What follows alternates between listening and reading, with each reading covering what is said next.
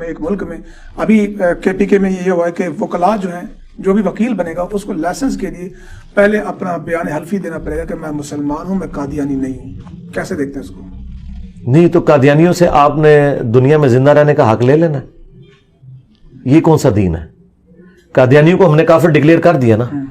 تو اگر اس ملک میں ہندو رہ سکتے ہیں کافر ہوتے ہوئے، کرسچنز رہ سکتے ہیں کافر ہوتے ہوئے، سکھ رہ سکتے ہیں، اور ان کو آپ گردوارے بنا کے دے سکتے ہیں 8-8 ارب روپے کے پاکستانیوں کے ٹیکسوں کے پیسوں سے، قادیانیوں کو زندہ رہنے کا کوئی حق نہیں ہے.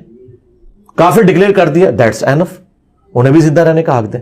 انہوں نے نوکریاں نہیں کرنی. کیا قادیانیوں کی جو فیکٹری ہیں ان کے اندر مسلمان نہیں جاب کر رہے ہیں؟ یہ کس ملک کے اندر آپ رہ رہے ہیں؟ کیا پاکستان کے جھنڈے میں وائٹ جو پورشن ہے وہ کافروں کے لیے نہیں ہے؟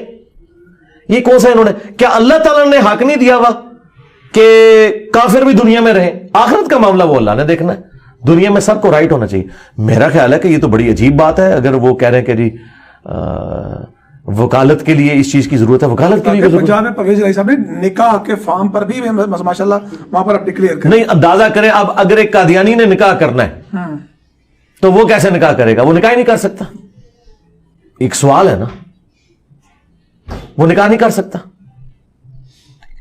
تو میرا خیال ہے اب اس طرح اب کر کے نا، میرے خیال ہے ختم نبوت کی کاز کو یہ لوگ نقصان پہنچا رہے ہیں. اتنا اس کا ڈنڈورا پیٹ رہے ہیں کہ انہیں اپنی کمزوری کا احساس ہونا شروع ہو گیا. خوف کیا ہے ویسے؟ خوف جہالت ہے. اور کیا ہے سب سے بڑی اس میں جو ہے نا ان کی فائنانس اٹیچ ہے. ختم نبوت کے نام پہ چندہ بہت ملتا ہے،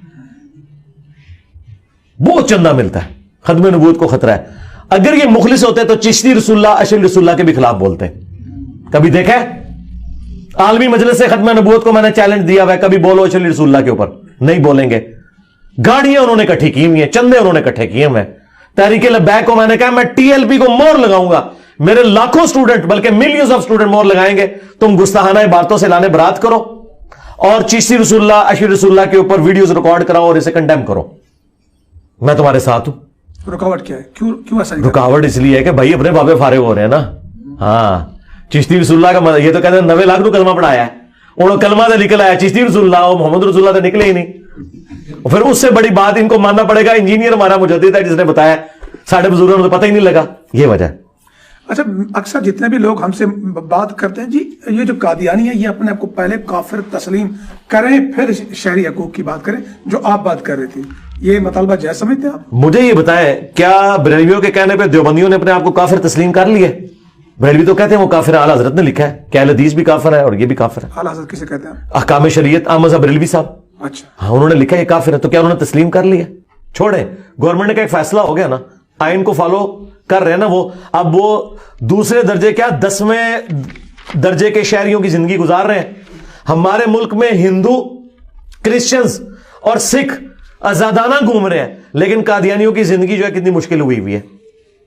سنگل آؤٹ کیا ہوا نا آپ نے ان کو. تو اس کا فائدہ کیا ہوگا؟ آپ ان کی آنے والی نسلوں کو کیا اسلام میں داخل کر سکیں گے؟